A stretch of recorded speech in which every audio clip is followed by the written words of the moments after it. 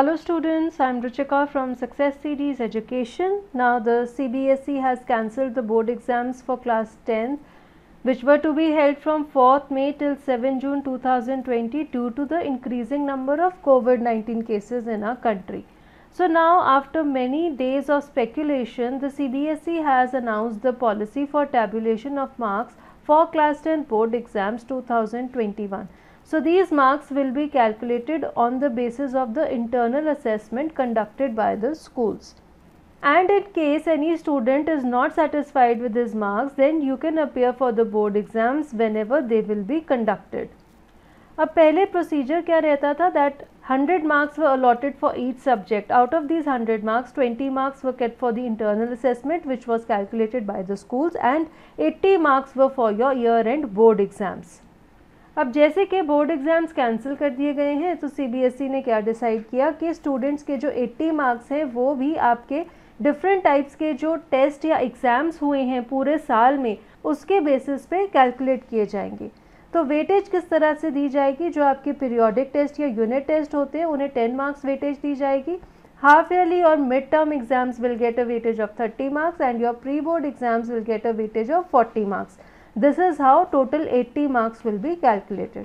अब ये जो मार्क्स हैं ये स्कूल लेवल पर ही कैलकुलेट किए जाएंगे। अब ऐसा भी हो सकता है कि किसी कैटेगरी में स्कूल ने एक से ज़्यादा एग्ज़ाम्स कंडक्ट किए हैं, यानी कि हो सकता है एक से ज़्यादा यूनिट टेस्ट हुए हैं, एक से ज़्यादा प्री बोर्ड एग्ज़ाम हुए हैं। तो स्कूल्स क्या कर सकते हैं, या तो वो एवरेज कैलकुलेट कर सकते हैं या फिर वो मैक्सिमम मार्क्स हैं वो चूज़ कर सकते हैं, या फिर वो ये भी कर सकते हैं कि तीनों में से जो स्टूडेंट्स की बेस्ट परफॉर्मेंस है उसकी वेटेज दे दे, जैसा उन्हें ठीक लगता है। अब सेकेंड चीज़ ये भी हो सकती है कि कई स्कूल्स में इन 3 कैटेगरी में से कोई एग्ज़ाम कंडक्ट ना किए हो। मींस हो सकता है किसी स्कूल में आपका यूनिट टेस्ट नहीं हुआ, या हो सकता है कहीं पर हाफ ईयरली नहीं हुआ, ये भी हो सकता है कहीं पर ऑनलाइन एग्ज़ाम्स हुए हैं, कहीं पे ऑफलाइन एग्ज़ाम्स हुए हैं, और ये भी हो सकता है कि कई स्टूडेंट्स किसी पर्टिकुलर एग्ज़ाम में अपीयर ना हुए हों।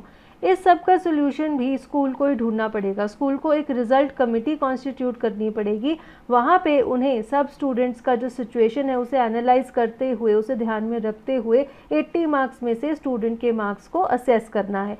और वो जो भी रैशनल यूज़ करेंगे स्टूडेंट के मार्क्स को डिसाइड करने का, वो रैशनल उन्हें एक डॉक्यूमेंट में लिख कर सीबीएसई को सबमिट करना है।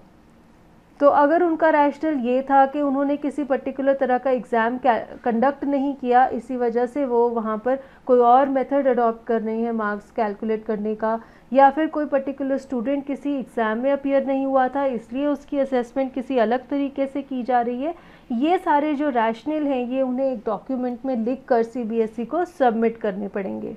अब एक और इशू आ जाता है असेसमेंट स्टैंडर्डाइजेशन का। जैसे कि कोई बोर्ड एग्ज़ाम नहीं हुआ जहाँ पे हम हर एक स्टूडेंट को एक ही लेवल पर असेस कर सकते हैं, तो जब ऐसा कोई सिस्टम अडॉप्ट नहीं हुआ इस साल तो हम स्टैंडर्डाइजेशन कैसे इंश्योर करेंगे। उसके लिए सीबीएसई ने ये कहा है कि हर एक स्कूल की जो हिस्टोरिकल परफॉर्मेंस है बोर्ड एग्ज़ाम्स में पिछले 3 साल में उसे ध्यान में रखा जाएगा। यानी कि सपोजिटली फॉर एग्जाम्पल किसी स्कूल का रिज़ल्ट 2017-18 में था 72% एवरेज, अब 2018-19 में उनका रिज़ल्ट था 74% एवरेज और 2019-20 में उनका रिज़ल्ट था 71% एवरेज। तो सब्जेक्ट वाइज एवरेज को एक हम रेफरेंस पॉइंट ले लेंगे और उसके हिसाब से सिर्फ प्लस या -2 मार्क्स का रेंज दिया जाएगा इस साल के मार्क्स को असेस करने के लिए। अगर किसी स्कूल का रिज़ल्ट उस रेफरेंस ईयर में 72% था तो इस साल भी उसका रिज़ल्ट 70 से 74% तक ही वेरी कर सकता है। अगर किसी स्कूल का सिर्फ पिछले 2 साल का रिज़ल्ट ही अवेलेबल है तो उन 2 में से जो बेस्ट ईयर है उनकी परफॉर्मेंस का उसे रेफरेंस ईयर माना जाएगा और उसके हिसाब से इस साल का रिज़ल्ट वो कैलकुलेट कर सकते हैं। कई ऐसे स्कूल्स भी हैं जहां पर स्टूडेंट्स पहली बार बोर्ड एग्ज़ाम के लिए अपीयर कर रहे हैं और उस स्कूल का कोई डेटा अवेलेबल नहीं है, तो उस स्कूल के लिए बोर्ड ने कहा है कि वो उस स्कूल को उस डिस्ट्रिक्ट का, स्टेट का और नेशन का एवरेज प्रोवाइड करेंगे पिछले 2 साल का, और उसी पर बेस्ड उस स्कूल ने अपना इस साल का जो रिज़ल्ट है वो प्रिपेयर करना है based on best performance in terms of overall average score from among the district, national and state average. अब इस चीज़ के बारे में डिटेल में आप लोगों को चिंता करने की ज़रूरत नहीं है, क्योंकि CBSE ने ट्रेनिंग सेशंस चलाने हैं टीचर्स को ट्रेन करने के लिए, रिज़ल्ट कमिटीज़ को ट्रेन करने के लिए कि उन्होंने स्टूडेंट्स का रिज़ल्ट कैसे बनाना है। तो स्कूल्स की मदद करने के लिए CBSE एक ऑनलाइन सिस्टम प्रिपेयर करेगा, जहां पे स्कूल्स बच्चों के मार्क्स एंटर कर सकता है और चेक कर सकते हैं कि क्या वो हिस्टोरिकल डिस्ट्रीब्यूशन ऑफ मार्क्स के साथ ठीक बैठ रहा है या नहीं। अगर कोई मिसमैच होगा तो स्कूल को दोबारा से उस बच्चे का रिज़ल्ट बनाना पड़ेगा according to this historical distribution, जो एक रेफरेंस ईयर है। फर्दर वो ये भी कह रहे हैं कि अगर किसी स्टूडेंट का रिज़ल्ट बनाने में कोई प्रॉब्लम आ रही है तो उसके क्लास 9th का रिज़ल्ट भी कंसिडर किया जा सकता है उसके मार्क्स की असेसमेंट करने के लिए।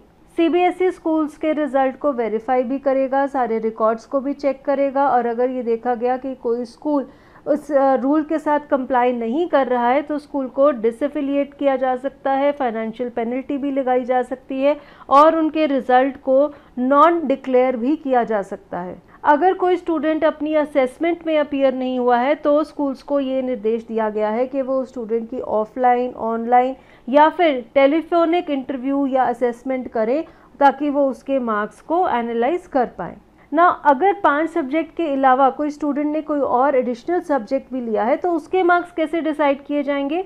आपके मीन मार्क्स कैलकुलेट किए जाएंगे बेस्ट 3 सब्जेक्ट्स के, और उसी में से बाकी सब्जेक्ट्स के मार्क्स भी अलॉट कर दिए जाएंगे। CBSE का चलन है कि जो स्टूडेंट्स अपने मिनिमम मार्क्स को क्वालिफाई नहीं कर पाते उन्हें ग्रेस मार्क्स दिए जाते हैं, वो चलन यहाँ पर भी अडॉप्ट किया जाएगा।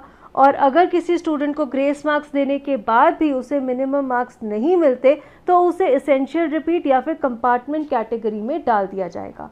कंपार्टमेंट कैटेगरी के एग्जाम्स भी स्कूल्स ही कंडक्ट करेंगे according to the sample question paper provided by the CBSE, और जब कंपार्टमेंट का रिजल्ट आ जाएगा तो उसे CBSE अनाउंस कर देगा।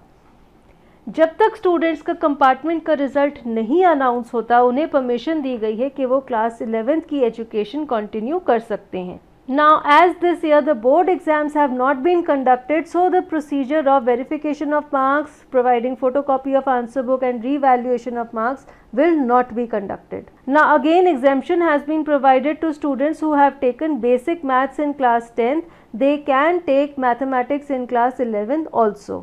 Another thing that CBSE has clarified is the selection of stream in class 11th. Scheme of studies के हिसाब से now students are allowed to offer any combination of subjects without any streaming. So schools have been directed not to adopt any streaming method and students should be allowed to take any combination of subjects. So this was all for this video. Thank you for being with me. Goodbye.